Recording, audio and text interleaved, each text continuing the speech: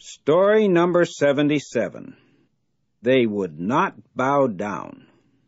Do you remember hearing about these three young men? Yes, they are the friends of Daniel, who refused to eat what was not good for them. The Babylonians called them Shadrach, Meshach, and Abednego. But look at them now. Why aren't they bowing down to this huge image like everyone else? Let's find out. Do you remember the laws that Jehovah himself wrote called the 10 Commandments? The first one of these is, "You must not worship any other gods except me." The young men here are obeying this law, even though it is not an easy thing to do.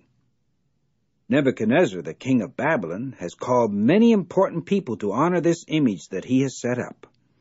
He has just finished saying to all the people, "When you hear the sound of the horns, the harps, and the other musical instruments, you are to bow down and worship this gold image.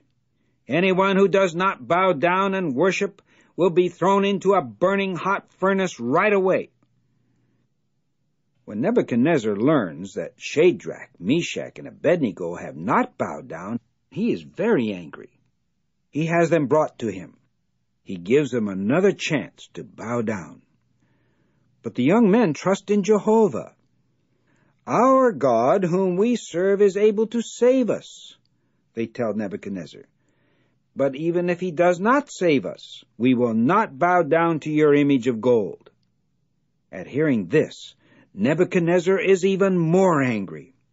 There's a furnace nearby, and he commands, "Heat the furnace 7 times hotter than it was before." Then he has the strongest men in his army tie up Shadrach, Meshach, and Abednego and throw them into the furnace. The furnace is so hot that the strong men are killed by the flames. But what about the 3 young men whom they threw in? The king looks into the furnace and becomes very much afraid. "Didn't we tie up 3 men and throw them into the burning hot furnace?" he asks. "Yes, we did," his servants answer. "But I see 4 men walking around in the fire," he says. "They are not tied up, and the fire's not hurting them. And the 4th one looks like a god." The king goes closer to the door of the furnace and cries out, "Shadrach, Meshach, Abednego, come on out, you servants of the Most High God." When they come out, everyone can see that they have not been hurt. Then the king says, "Let the God of Shadrach, Meshach, and Abednego be praised. He has sent his angel and saved them because they would not bow down and worship any god except their own."